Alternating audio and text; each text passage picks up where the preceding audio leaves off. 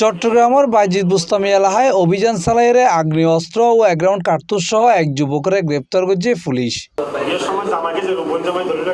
শুক্রবার জুলাই ৩ তারিখ রাত ৯টার দিকে বাইজিদ বুস্তামি থানাধীন আমিনজুট মিল বাজার এলাকাতুন তারে গ্রেপ্তার করা হয়। মোটরসাইকেল আরোহী একজন ব্যক্তিকে সন্দেহ হলে তাকে নামিয়ে জিজ্ঞাসাবাদ করেন। সে তার নাম পরিচয় দেয়, কিন্তু তার কথাবার্তায় সন্দেহ ঘনীভূত হলে তার দেহ তল্লাশি করা হয়। দেহ তল্লাশি করে তার প্যান্টের কোমরে গুজে থাকা একটি দেশীয় এলজি এবং প্যান্টের সামনের পকেট থেকে এক রাউন্ড কার্তুজ উদ্ধার করা হয়। পুলিশ জানায় গোপন সংবাদের ভিত্তিতে আমিনজুট মিল বাজার এলাকায় সংলগ্ন রেল বিটোর পশ্চিম পাশে রহমত আলীর কলোনির সামনে ফাঁকা রাস্তার উড়ে পুলিশের চেকপোস্ট বোয়ানো হয়।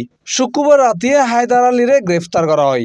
এই সময় তার হাসতুন একখান দেশীয় এলজি, এক রাউন্ড কার্তুজ ও একখান টিভিএস মোটরসাইকেল উদ্ধার করা হয়।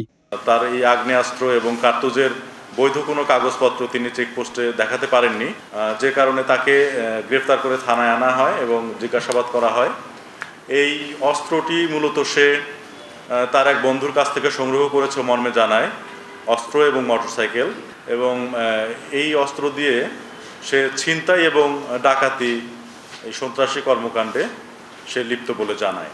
তো আমরা তার দেওয়া তথ্য মতে অস্ত্রের উৎস সন্ধানে আমরা অভিযান পরিচালনা করি। তার সেই বন্ধুকে আমরা পাইনি, আমাদের অভিযান অব্যাহত রয়েছে এবং সে তার সহযোগী কয়েকজনের নাম বলেছে। সঙ্গত কারণে আমি সেটা এখন আপনাদেরকে বলছি না।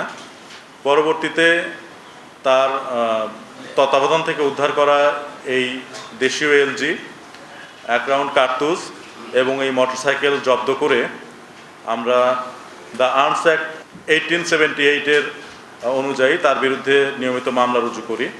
আসামি হায়দার বাইজিদ থানাধীন মুরাদনগর মির্জাপাড়া সাইফুল সদগরের বাড়ির মৃত উসমান গনির ফুয়া। তে দীর্ঘদিন যাবৎ এলাকায় চিন্তায় চাঁদাবাজি সহ সন্ত্রাসী হাজে লিপ্ত আছিল। তার বিরুদ্ধে অস্ত্র আইনে মামলা দায়ের করা হয়। এবং তার পূর্বের রেকর্ড যাচাই করতে গিয়ে দেখি যে গত মার্চ মাসে বাইজিদ থানায় তার বিরুদ্ধে একটি মামলা রুজু হয়, ডাকাতি প্রস্তুতিমূলক মামলা। তো সে আসলে ধারাবাহিকভাবে বিভিন্ন অপরাধের সঙ্গে জড়িত। তো ডাকাতি প্রস্তুতির মামলায় সে জামিনে আসার পরেও সেই ধরনের অপরাধমূলক কর্মকাণ্ডে আবার জড়িয়ে পড়ে। তো আমরা মামলা রুজু করেছি তার বিরুদ্ধে। C+ TV Chittagong.